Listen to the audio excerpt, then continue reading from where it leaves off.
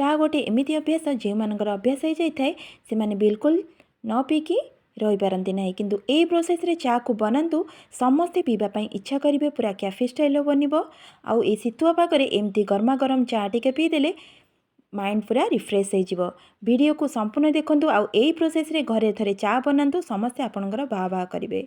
नमस्कार दर्शक बंधु, इप्सिता किचन में आपण समस्त को अनेक अनेक स्वागत। आज मु आपण चार रेसिपी शेयर करी जोटा कि चॉकलेट चा पूरा कैफे स्टाइल रहिबो। वीडियो को स्किप न करी संपूर्ण देखंतु। एथिपाई देखंतु 2 कप क्षीर को नहीं, गोटे चमच चीनी को नहीं, कोको पाउडर एवं चॉकलेट सिरप को रखी। गैस रे सस्पेन को बसैकी गोटे कप पानी को उठी देदबा। गोटे चमच चापत्ती को देदबा, ताकू भल से बे गोले नौची। जो चीनी की रखिले ताकू देदबा, किंतु बेसी ऐड करिवे नहीं, जेहेतु आमे चॉकलेट सिरप एठी ऐड करबा। ताकू भल से बे गोले नहीं कि गोटे मिनिट पर्यंत पूरा छाड़ी दबा। गोटे मिनिट पर क्षीर को ऐड करबा। क्षीर को भल से गोले नबा। 2 ରୁ 3 मिनिट पर्यंत ताकू फुटिबा पई छाड़ी दबा।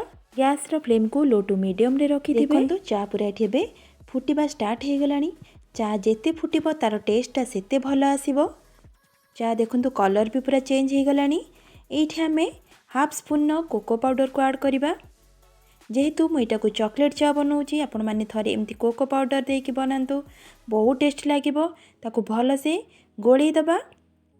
ये गैस रो फ्लेम को पूरा लो रे रखि दिबे। ताकू तो गोले सारा पर मुझे गोटे स्पून चॉकलेट सिरप को दौची। आपण मैंने चाहिए डार्क चॉकलेट मध्य ये दे पारिबे। ताकू पुनी भल से गोले दबा।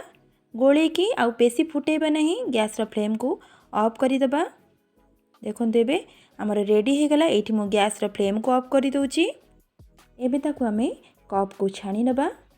देखंतु ताले हमर एठी गरमा गरम ए शीतुआ पागरे चॉकलेट चा रेडी हे गला। जे चा लवर थिबे आपण मानको देखिकी इच्छा होतिबो टिके पी देबा पई, निश्चय आपण माने एटाको घरे बनांतु। आपण मानको गेस्ट मानको सर्व करंतु, पूरा कैफे स्टाइल रहइबो। से माने आपण मानको बहुत बाह बाह करिवे एंती स्टाइल रो चा पीला माने। आउ मो रोषेई आपण मानको जदि पसंद आसीथिबो प्लीज लाइक शेयर करने को बिल्कुल भूलिए नहीं। ए पर्यंत मो चैनल को जदि सब्सक्राइब करना प्लीज सब्सक्राइब करने। आउ ए प्रकार चा को बने की पी सारापर आपण अनुभव मो सह शेयर करेंगे। यह आपण मानको किपरि लगिला।